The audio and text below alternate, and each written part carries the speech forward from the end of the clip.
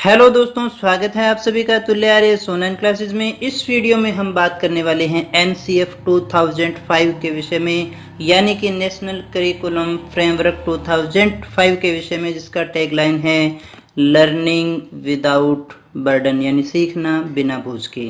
तो चलिएगा शुरू करते हैं, देखते हैं क्या हमें इसमें पढ़ना है। तो एनसीएफ 2005 को जो हमारे सिलेबस के अंदर रीड साइकोलॉजी की 5th यूनिट में दिया गया है दोस्तों, वो दो टाइप से दिया हुआ है। राष्ट्रीय पाठ्यचर्या रूपरेखा 2005 और शिक्षण अधिगम की प्रक्रिया यानी व्यूह रचनाएं और विधियों के रूप में। इस वीडियो के अंदर हम एनसीएफ 2005 के विषय में बात करेंगे। नेक्स्ट वीडियो के अंदर हम इससे जुड़ी हुई जो शिक्षण अधिगम की व्यूह रचनाएं हैं और विधियां हैं, उनके विषय में बात करने वाले हैं।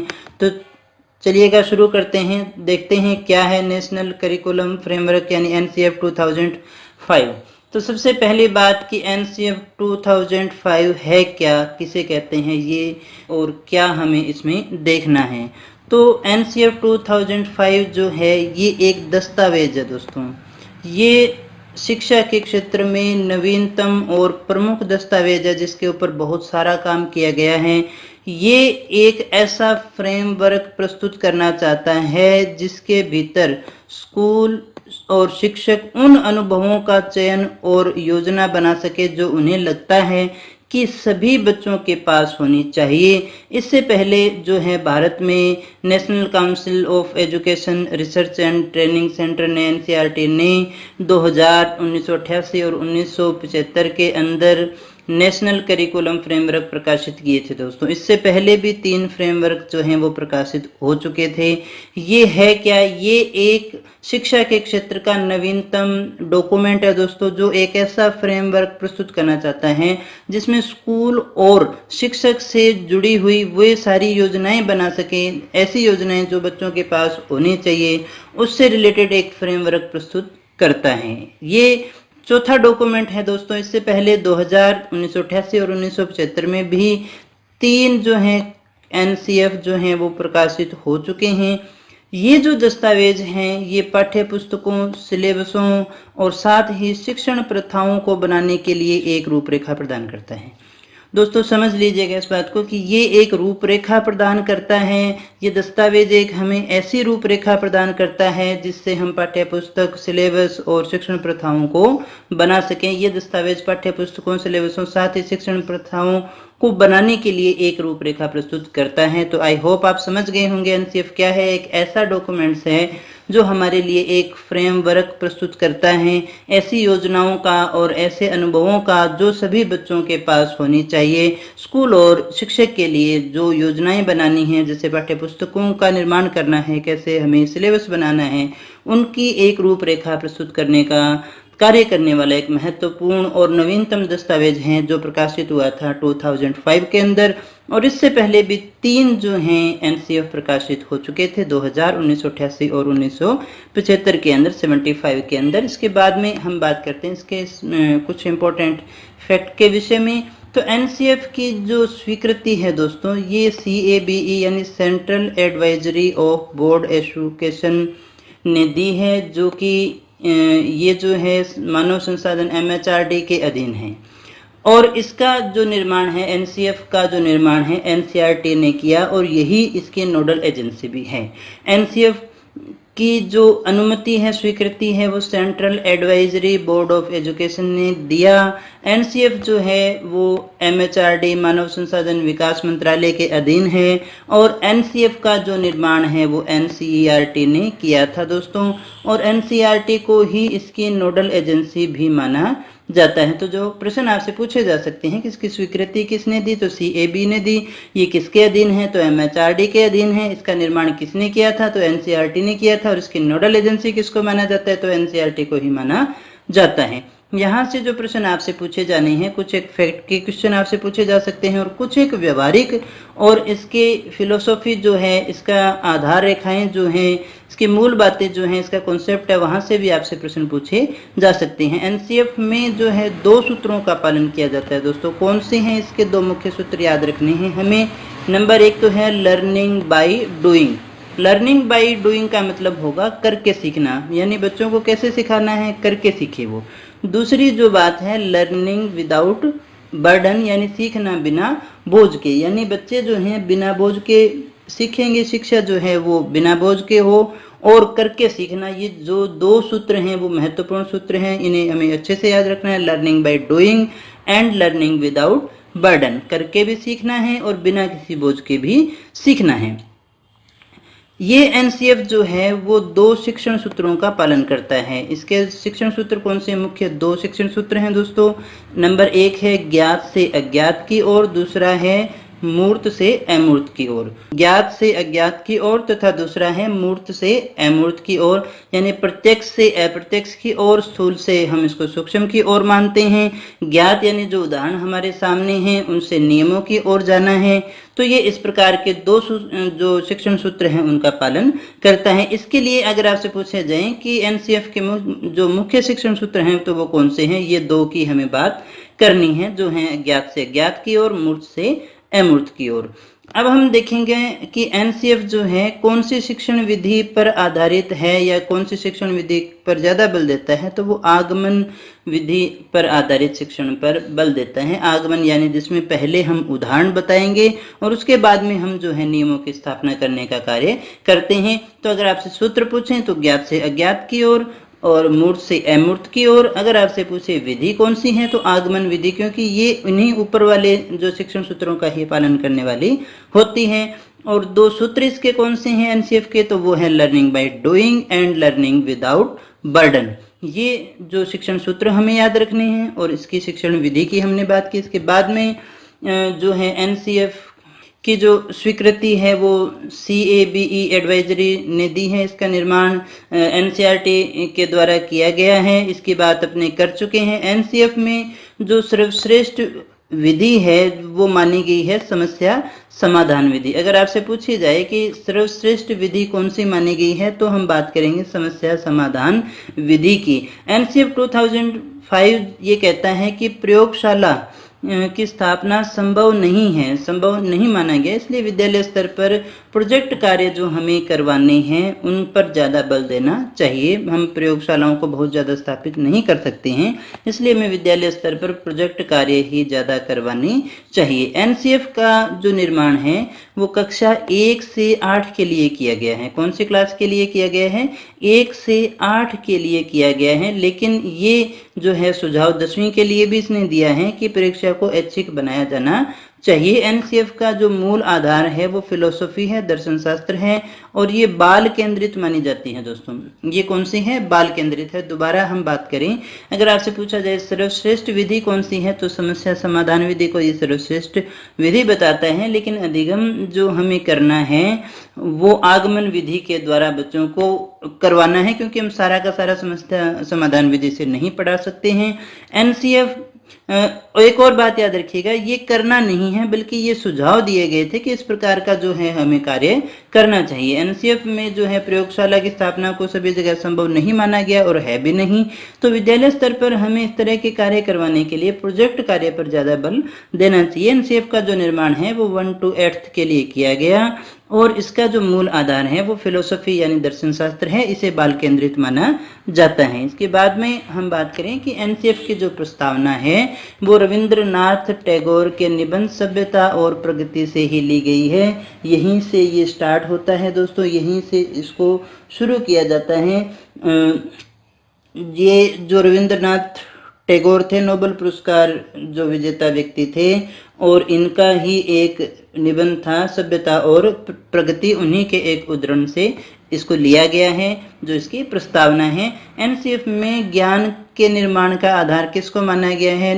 निर्मितवादी सिद्धांत को माना गया है जो कि जेरोम ब्रूनर का दिया हुआ है। इस सिद्धांत को हम पीछे पढ़ चुके हैं। अगर आपने नहीं देखा है तो पीछे की क्लासेस में जाकर के आई बटन पर क्लिक करके आप इस वीडियो को जरूर देख लेना ताकि आप निर्मितवादी सिद्धांत को भी समझ सकें, जिसका बेस है एनसीएफ के निर्माण का आधार है। क्योंकि ज्ञान का निर्माण करना चाहिए, शिक्षक जो है एक निर्माता यहाँ होता है, यानी उसके सामने ऐसी परिस्थितियों का निर्माण करना चाहिए जिससे बालक जो है ज्ञान प्राप्त कर सके। बाकी इसका फुल डिटेल आपको जेरोम ब्रूनर के अंदर मिल जाएगा। इसके बाद में हम बात करें कि एनसीएफ 2005 की आवश्यकता हमें क्यों पड़ी, हमें इसको बनाना ही क्यों पड़ा, ऐसा क्या हुआ?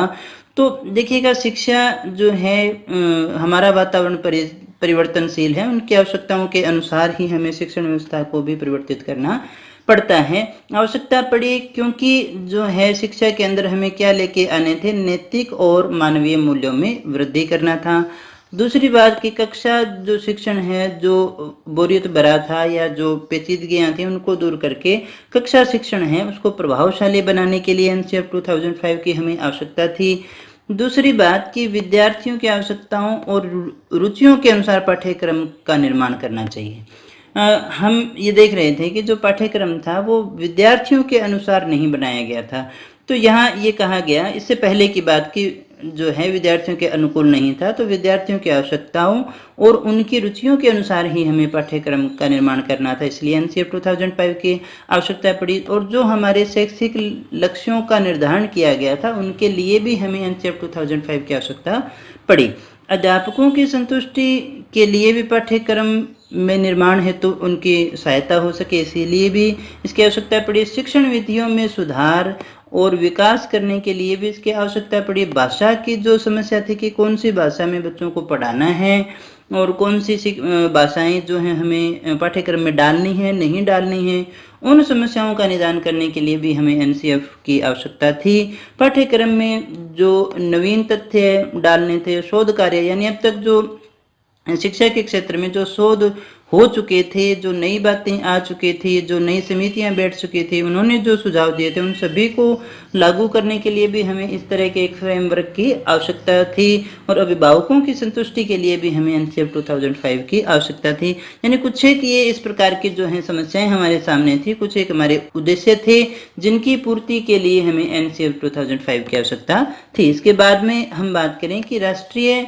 पाठ्यचर्या की रूपरेखा जो है यानी एनसीएफ 2005 जो है इसका अनुवाद संविधान की 8वीं अनुसूची में दी गई सभी भाषाओं में किया गया है। दोस्तों, सभी भाषाओं में इसका अनुवाद किया गया है, सभी भाषाओं में इसको लिखा गया है। एनसीईआरटी जो है कि कार्यकारिणी ने 14 और 19 जुलाई 2004 की बैठकों में राष्ट्रीय पाठ्यचर्या को संशोधित करने का निर्णय लिया था। राष्ट्रीय पाठ्यचर्या दस्तावेज का आरंभ रविंद्रनाथ टैगोर के निबंध सभ्यता और प्रगति के एक उदाहरण से होता है, जिसकी बात अपने पहले भी कर चुके हैं। 2005 में यशपाल समिति का निर्धारण किया गया था। जो यशपाल समिति है उसका निर्धारण कब किया गया था, इसको याद रखिएगा, 2005 में किया गया।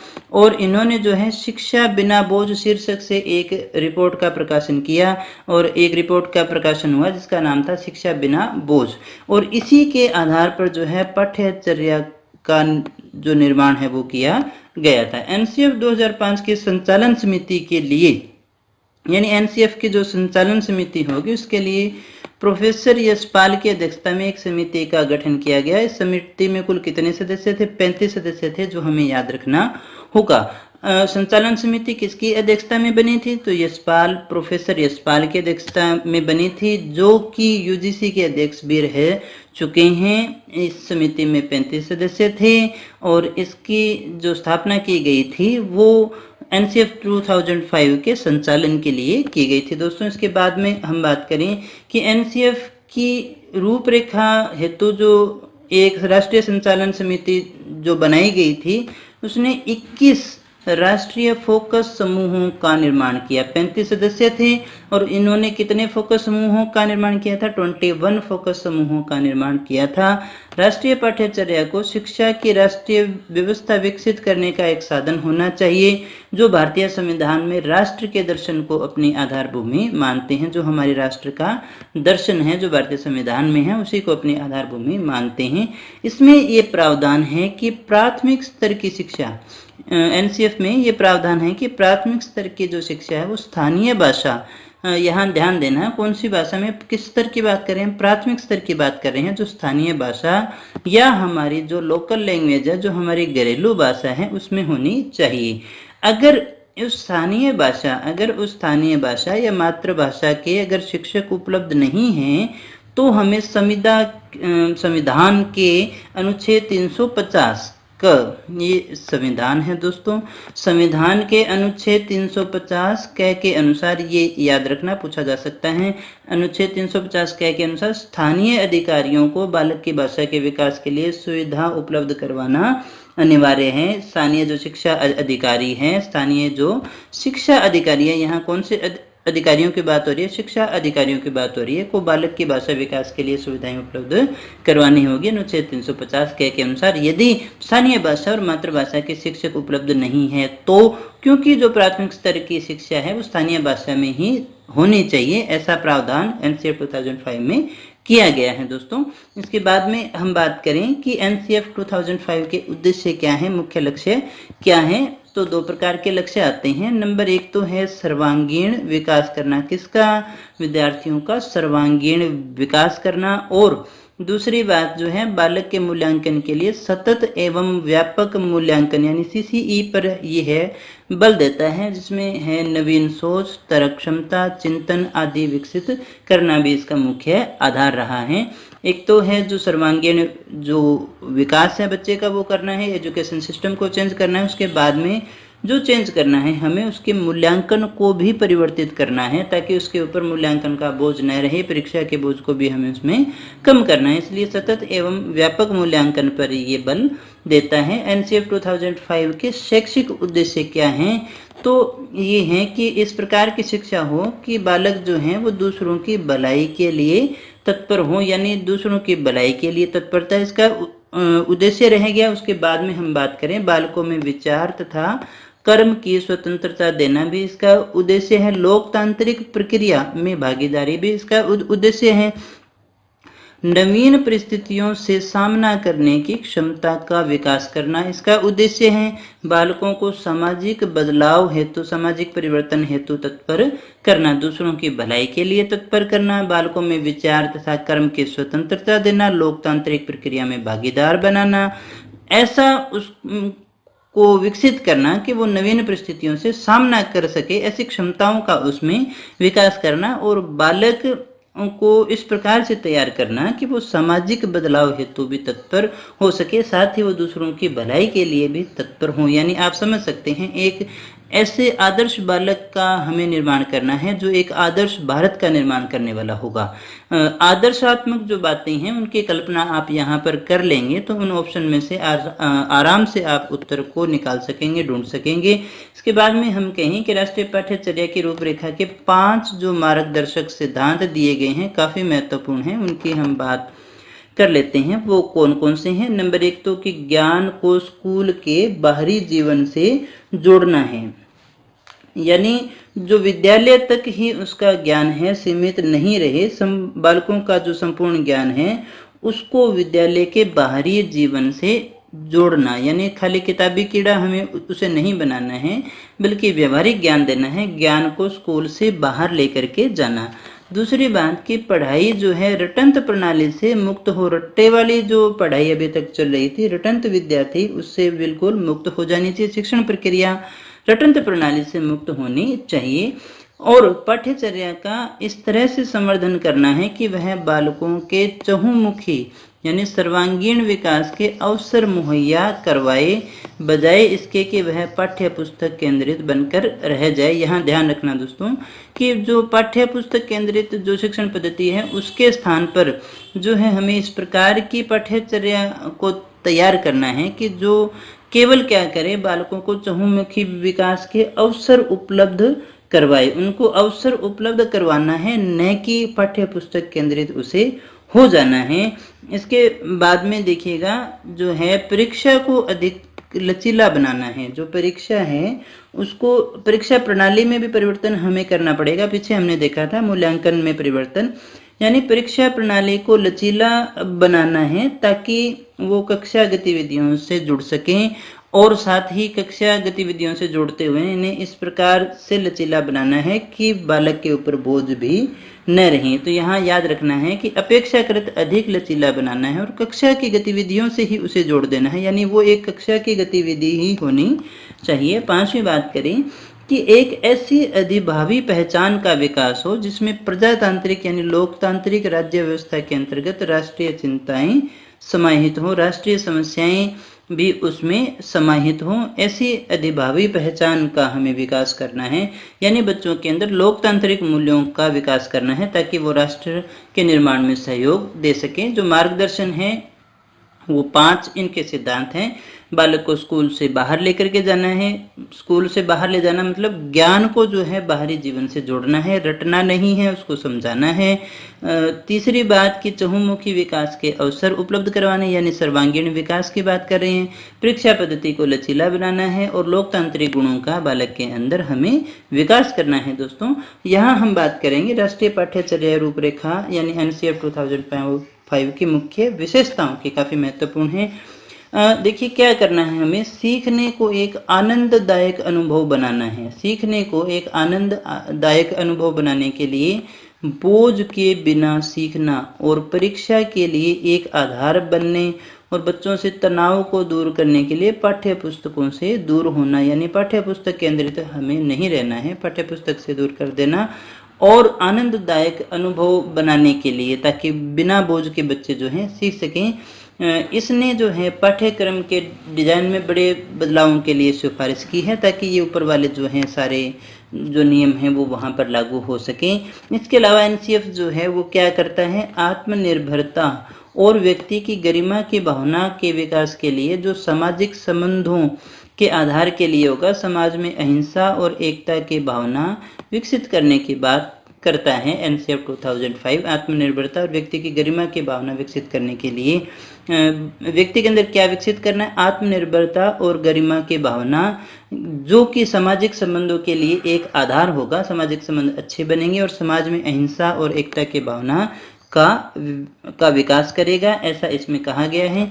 14 साल की उम्र तक के एक बच्चे को केंद्रित दृष्टिकोण विकसित करना और सार्वभौमिक नामांकन और प्रतिधारण को बढ़ाना, सभी बच्चों को स्कूल से जोड़ना और ज़्यादा समय तक बच्चों को स्कूल में रोक करके रखना, ताकि 14 साल तक के बच्चों को ही यहाँ पे टारगेट करना है। यानी 1 से 8 तक की हमने क्लासेस की बात की थी।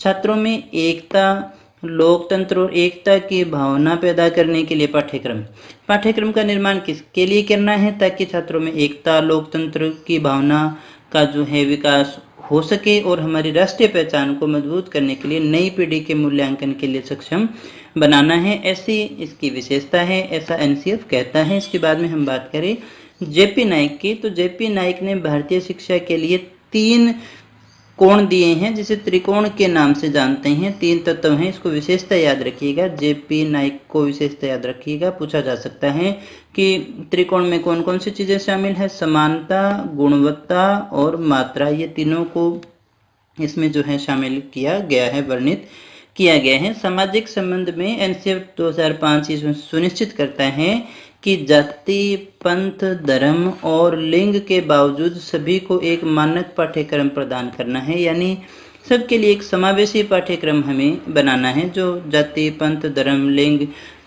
इतनी सारी विभिन्नताएं होने के बाद में भी हमें सभी को लेते हुए एक मानक पाठ्यक्रम का निर्माण करना है। ऐसी इसकी मुख्य विशेषताएं हैं। राष्ट्रीय पाठ्यचर्या जो है NCF है उसको कितने भागों में बांटकर वर्णित किया गया, यानी इसके कितने भाग आपसे पूछे जाएं तो नंबर 1 है परिप्रेक्ष्य, नंबर 2 है सीखना और ज्ञान, नंबर 3 है पाठ्यचर्या के क्षेत्र, स्कूल के चरणों और मूल्यांकन को शामिल किया गया है, चौथा है विद्यालय व कक्षा का वातावरण, 5वां है व्यवस्थागत सुधार। तो ये 5 भाग जो हैं ये हमें याद रखने हैं। 5 भागों में बांट करके इसको वर्णित किया गया है। परिप्रेक्ष्य कौन कौन से हैं, परिप्रेक्ष्य है, सीखना और ज्ञान है, पाठ्यचर्या के क्षेत्र है, स्कूल के चरणों और मूल्यांकन तीसरे में शामिल है, चौथा है विद्यालय व कक्षा का वातावरण और 5वां है व्यवस्थागत सुधार। इसके बाद में हम बात करें कि NCF 2005 किन विषयों पर मुख्यतः सुझाव देता है, तो ये 4 विषयों पर मुख्यतः सुझाव देता है। पहली बात करेंगे हम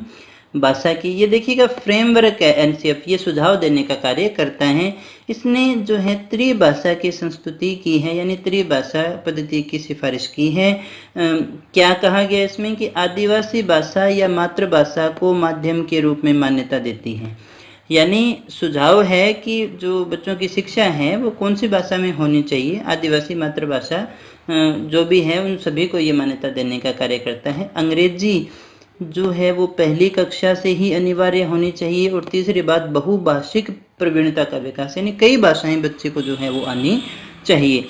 आरंभिक स्तर पर ही भाषाई कौशल यानी LSRW सुनना, बोलना, पढ़ना, लिखना का विकास आरंभिक स्तर पर ही हो जाना चाहिए। इसकी ये वकालत करता है, सुझाव देता है, आरंभिक स्तर पर ही पढ़ने पर बल देता है। इसमें जो है भाषा जो है कौन सी होगी, राज्य या राष्ट्रीय भाषा की बात करें हिंदी, अंतर्राष्ट्रीय भाषा के रूप में इंग्लिश, और तीसरी जो हमारी भाषा है वो स्थानीय भाषा जो भी हमारी लोकल लैंग्वेज है उसकी बात ही करता है। त्रिभाषी सूत्र में कौन कौन सी 3 भाषाएं हैं जिसे हम राज्य या हमारी राष्ट्रीय भाषा कहते हैं, हिंदी है, दूसरी अंतर्राष्ट्रीय भाषा के रूप में हम इंग्लिश की बात करते हैं, और तृतीय भाषा के रूप में स्थानीय किसी भाषा की बात करते हैं। वो किसी स्टेट की हो सकती है या संस्कृत भाषा भी हमारी हो सकती है। इसके बाद में हम दूसरा सब्जेक्ट देखें जिसके संबंध में सुझाव दिए हैं तो वो है सोशल साइंस, सामाजिक विज्ञान। इसमें कहा गया है कि बालकों में लोकतांत्रिक मूल्यों का हमें विकास करना है। कौन से मूल्यों का? लोकतांत्रिक मूल्यों का विकास करना है।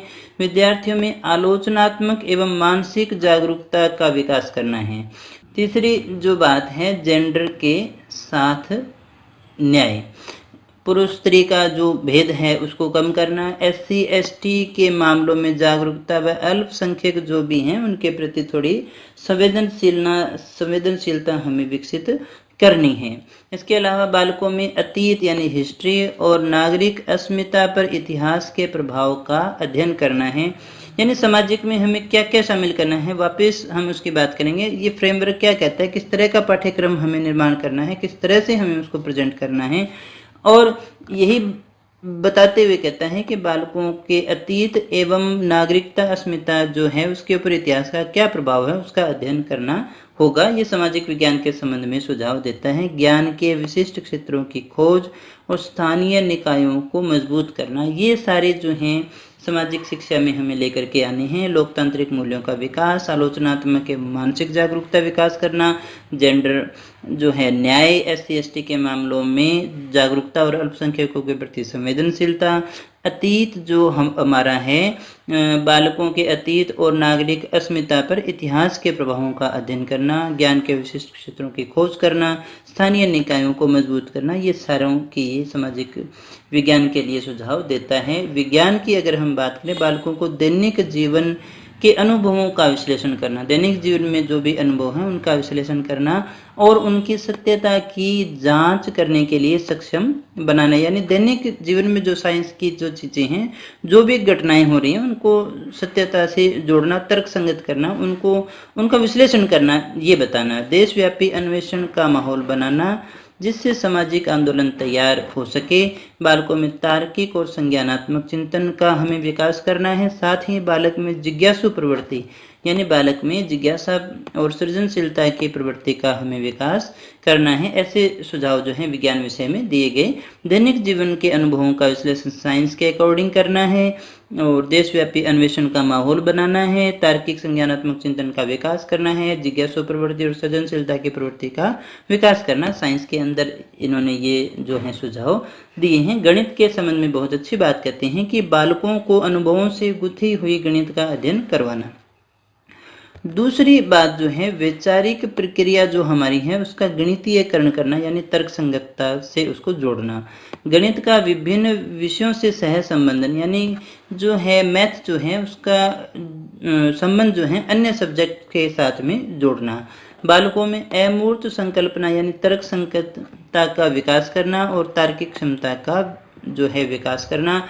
प्रत्येक विद्यालय में कंप्यूटर, सॉफ्टवेयर, इंटरनेट आदि की कनेक्टिविटी सुनिश्चित करना, ये गणित के लिए इन्होंने सुझाव दिए हैं। इसके बाद में हम जो इसके इम्पोर्टेंट फैक्ट के रूप में बात करेंगे दोस्तों। अदरवाइज तो एनसीएफ जो है बहुत ज़्यादा बड़ा है, हमने इसकी सारी जो मूल बातें हैं वो निकाल ली हैं।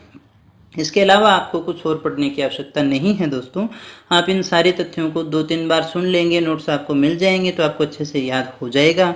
एंड आई होप कि यहाँ से प्रश्न आपका बाहर जाने वाला नहीं है। तो महत्वपूर्ण तथ्यों में हम बात करें कि अधिगम स्तर पर अधिगम को कार्य तथा अनुभव से जोड़ना। जो हमारा अधिगम है उसको कार्य और अनुभव से जोड़ना। कला शिक्षा को प्रत्येक स्तर पर यानी हर लेवल पे कला स्तर को एक सब्जेक्ट के रूप में मान्यता देना है, जिसमें जो कला के चारों पक्ष जो हैं, नृत्य, संगीत, नाटक और जो दृश्य कलाएं हैं, ये चारों के चारों इसमें क्या हो जाए, शामिल हो जाए। यानी कला शिक्षा को हर लेवल पे एक सब्जेक्ट के रूप में मान्यता देनी है। शांति के लिए शिक्षा, ये बहुत इंपॉर्टेंट है दोस्तों। शांति के लिए शिक्षा को शिक्षक प्रशिक्षण कार्यक्रम में शामिल करना है। शिक्षकों के लिए जो प्रशिक्षण होता है उसमें शांति के लिए शिक्षा को जोड़ना है।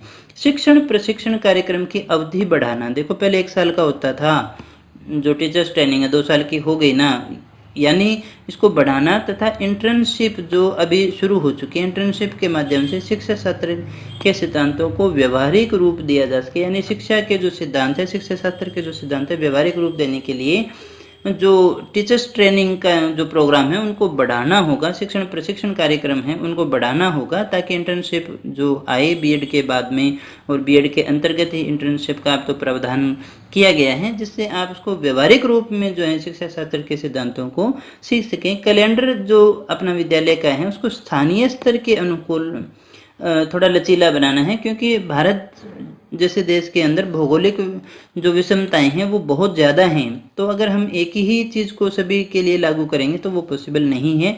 इसलिए स्थानीय जो स्तर है उसके हिसाब से कैलेंडर को हमें लचीला बनाना पड़ेगा। यह निर्मितवादी और संरचनावादी अधिगम पर बल देता है, जिसके अनुसार ज्ञान का जो निर्माण है वो छात्र स्वयं करता है। पीछे भी हमने बात की थी ब्रूनर का जो निर्मितवादी सिद्धांत है, उसी की बात हम यहाँ करें। शिक्षण जो केवल क्या कर रहा है, सुविधा प्रदाता की भूमिका को निभाता है। यानी छात्र ज्ञान का निर्माण तो स्वयं ही करेंगे, शिक्षक केवल जो है उसे सुविधा प्रदान करने का कार्य करेगा, उसकी भूमिका इतनी ही है। इसके बाद में अगले जो पॉइंट है हमारे एनसीएफ 2005 के अनुसार परीक्षा कैसी होनी चाहिए, ऐच्छिक होनी चाहिए, और इसमें कम से कम 25 से 40%, 25 से 40% तक जो है बहुविकल्पीय प्रश्न होने चाहिए। एनसीएफ 2005 का उद्देश्य आरंभिक जो हमारी पीढ़ी है उसको धर्म, जाति, भाषा, लिंग, क्षेत्र अथवा शारीरिक अक्षमताओं आदि की चुनौतियों से निरपेक्ष रहते हुए, यानी अलग रहते हुए समावेशी शिक्षा उपलब्ध करवाना, जिसमें हमें जो इनसे संबंधित भेद हैं उनको हटाते हुए सबको इसमें शामिल करना है। यह जो एनसीएफ जो है पर्यावरण शिक्षा और शांति शिक्षा पर बल देता है। पर्यावरण शिक्षा और नैतिक शिक्षा को प्राथमिक स्तर पर अनिवार्य विषय के रूप में लागू करने की बात करता है। यानी एनवायरनमेंट जो एजुकेशन है और जो हमारी नैतिक शिक्षा है उसको प्राथमिक स्तर पर ही लागू करने की बात ये करता है। तकनीकी प्रगति करने हेतु विज्ञान और गणित विषय को भविष्य का विषय भी कहा जाता है। सृजनात्मकता और मौलिक चिंतन पर यह बल देता है। एनसीएफ जो है सृजनात्मकता और मौलिक चिंतन पर बल देता है। इसके बाद में हम बात करें अगले, तो वो है कि यह आत्मनिर्भर बनाने वाली जीवन उपयोगी शिक्षा का समर्थन करता है। यानी शिक्षा कैसी होनी चाहिए, आत्मनिर्भर हो और जीवन उपयोगी शिक्षा हो, इस पर बल देता है। अब आप यहाँ थोड़ा ये समझ लीजिएगा कि प्रश्न आपसे कौन से पूछे जा सकते हैं। यहाँ पूछ सकता है कि एनसीएफ के 2005 के संबंध में निम्न में से कौन सा कथन सत्य है या असत्य है। तो हमें इसको अच्छे से बार बार हमें इसको पढ़ना पड़ेगा, ताकि आप इन सारे पॉइंट्स को आत्मसात कर सकें और समझ सकें, तभी आप उन क्वेश्चन को निकाल पाएंगे। एक क्वेश्चन आपका फैक्ट में से आ सकता है, यहाँ 1 या 2 क्वेश्चन जो हैं व्यवहारिक प्रश्न यहाँ से पूछे जा सकते हैं, क्योंकि ये सारी की सारी जो हैं व्यवहारिक बातें हैं, न कि किसी फैक्ट के रूप में डायरेक्ट दी गई हैं। यह सतत एवं समग्र मूल्यांकन पर बल देता है, जिसमें शिक्षक की भूमिका समग्र प्रदाता के रूप में ही मानी गई है। यानी निर्मितवादी के रूप में ये केवल एक प्रदाता है, और सतत एवं समग्र मूल्यांकन पर एनसीएफ जो है बल देता है। विस्तृत पाठ्यक्रम, ये कहते हैं कि विस्तृत पाठ्यक्रम और मोटी किताब शिक्षा प्रणाली की असफलता है। यानी ये असफल है, फेल है, मोटी किताबें नहीं होनी चाहिए, बहुत बड़ा पाठ्यक्रम हमारा नहीं होना चाहिए। हमें केवल मूल्यों का उपदेश नहीं देना, बल्कि हमें उसके लिए वातावरण देना होगा। प्रत्येक विद्यालय में ये सारे सुझाव ही हैं। एक तरह के 30 मिनट का जो समय है पाठ्य सहगामी क्रियाओं के लिए, और 1 घंटा यानी 1 आवर जो है पुस्तकालय में स्वाध्याय हेतु देना होगा, जिससे क्रियात्मक अनुसंधान संभव हो सके। क्रियात्मक अनुसंधान की भी अपने नेक्स्ट क्लासेस में बात करने वाले हैं। समावेशी शिक्षा क्या होती है, जिसमें जो चाहे प्रतिभाशाली बालक हैं, चाहे सामान्य बालक हैं, चाहे मंद बालक हैं, चाहे विकलांग बालक हैं, सारे ही शामिल हैं। उस शिक्षा को समावेशी शिक्षा कहते हैं जिसमें सभी प्रकार के बच्चों को शामिल किया जाए, लेकिन साथ ही ये विशिष्ट दिव्यांग बच्चों हेतु विशेष प्रकार की विधियों की अनुशंसा भी करता है। जैसे ब्रेल लिपि वगैरह हो गई तो उनकी भी ये बात करता है कि विशिष्ट के लिए जो विशिष्ट हमें विधियां हैं वो अपनानी भी चाहिए। दोस्तों ये था हमारा एनसीएफ 2005 जिसकी सारी बातें मैंने आपको बता दी हैं। इतना याद कर लेंगे तो आपके लिए काफ़ी है। इसका नेक्स्ट जो चैप्टर है उसके अंदर हम इसकी शिक्षण अधिगम प्रक्रियाएं यानी शिक्षण विधियां और व्यूह रचनाओं की बात करने वाले हैं। हमेशा की तरह इस क्लास की पीडीएफ आपको हमारे टेलीग्राम चैनल या हमारी ऑफिशियल वेबसाइट tulyars.in पर मिल जाएगी, वहाँ से आप इसको डाउनलोड कर लीजिएगा। अगर आप टेस्ट सीरीज ज्वाइन करना चाहते हैं तो हमारी एंड्रॉयड ऐप पर बहुत ही लो कॉस्ट पर अवेलेबल है, वहाँ से डाउनलोड करके आप दे सकते हैं। अगली क्लास में हम अगले टॉपिक्स के बारे में बात करेंगे। अगर आपको क्लास अच्छी लगी हो, आपने कुछ सीखा हो तो इसे लाइक कर देना, दोस्तों के साथ में शेयर कर लेना, और हाँ, चैनल पर पहली बार आए हो तो सब्सक्राइब करना मत भूलना और बेल आइकन दबा लेना ताकि आने वाले क्लासेस की नोटिफिकेशन आपको मिलते रहें। रीट का जो सिलेबस है बड़ी ही जल्दी पूरा होने वाला है और 5वीं यूनिट में अपने चल रहे हैं। इसके बाद में हम एसएसटी को भी स्टार्ट करने वाले हैं दोस्तों। तो मिलते हैं अगले क्लास में, तब तक बने रहिए हमारे साथ। Thank you very much.